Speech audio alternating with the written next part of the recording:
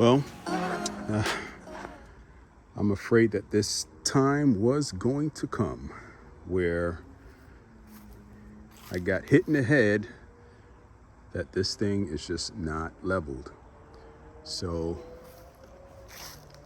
right here, I just had a piece of plastic right here. This W3, I believe. That was right there on either side.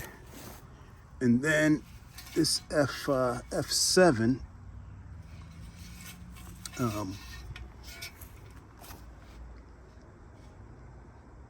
was sitting up there, and it was so grossly unlevel and uneven.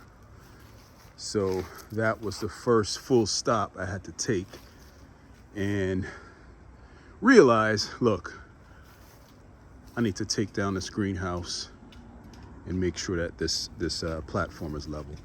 Because, let me turn this camera around. Yeah, guys, but as tempting as it is to finish this thing, which no one wants to finish this thing more than me, right? But another part of me really wants this to be right.